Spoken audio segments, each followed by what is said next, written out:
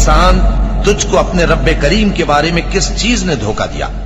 وہی تو ہے جس نے تجھے بنایا، پھر تیرے اعضاء کو درست کیا اور تیری قامت کو معتدل رکھا، جس صورت میں چاہا تجھے جوڑ دیا۔